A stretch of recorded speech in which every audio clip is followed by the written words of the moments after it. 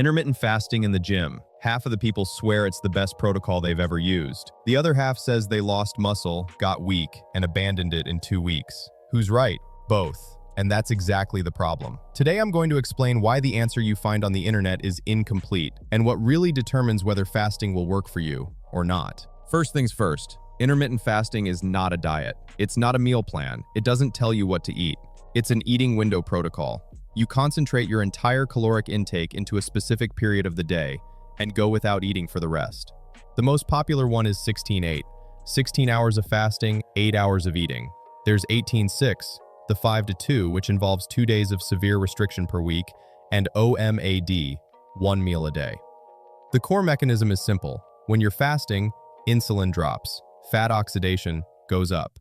What is not simple is what happens when you throw weight training on top of that. Intermittent fasting didn't just appear out of nowhere. There are decades of research behind it, focused on longevity, caloric restriction, and metabolic health. The results were promising.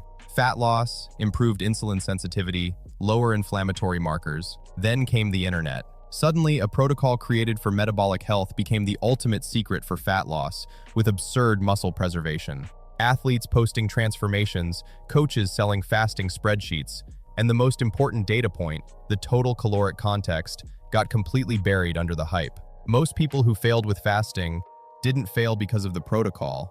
They failed to understand what the protocol actually does and what it doesn't do.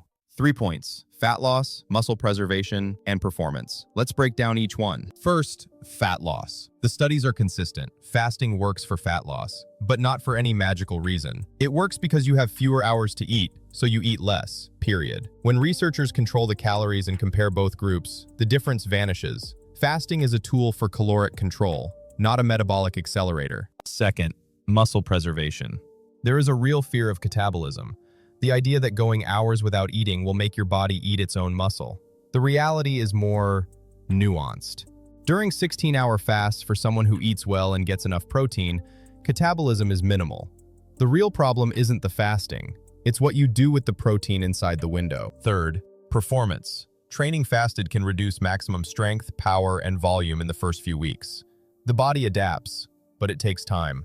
Training at the end of the eating window tends to preserve performance much better. It's not impossible to train fasted, but it requires strategy. And now we get to the part that nobody likes to hear. Because it's way too simple. The only variable that determines if fasting will work for you in bodybuilding is, can you hit your caloric and protein targets within your eating window? That's it. It's not the protocol. It's not the timing. It's not about the window being 8 or 6 hours. It's about whether you can eat enough within the time you gave yourself. Those who fail with fasting usually fail because they eat too little during the window and end up in a caloric deficit without realizing it. The protocol is just the container. The content you define. If you need 150 grams of protein per day, condensing that into 2 meals within an 8-hour window is possible, but it requires active planning. Those who don't plan end up eating less protein and blame the fasting. Waking up, going straight to the gym after 14 hours without eating, doing a heavy workout and thinking you're going to perform the same. You won't. Adaptation exists, but it takes weeks. The eating window is not a license to eat whatever you want. Food quality still matters. Excess simple sugars and saturated fats cancel out a large portion of the metabolic benefits. Ghrelin adjusts to the rhythm after a few weeks. Those who change their schedule every day never let the body adapt. Consistency and timing is more important than which. Begin with 12-12 for 2 weeks before moving to 16-8. Example window: 12 p.m. to 4 p.m. to 7:30 p.m. Evaluation: minimum of 4 weeks before judging. The first 2 are adaptation. Workout close to the end of the window or right after a meal with carbs plus protein. Protein distribute across at least 3 moments within the window. Schedules fixed every day, including weekends.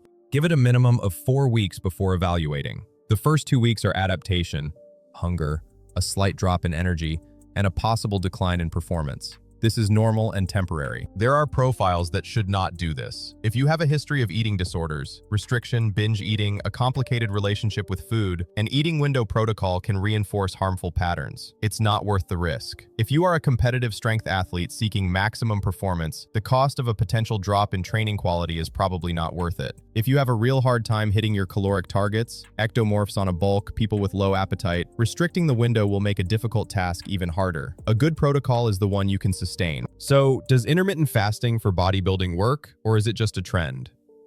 It's a tool. It's not magic and it's not a scam. It's a meal management protocol that works for some people and not for others. And the difference is rarely the protocol itself.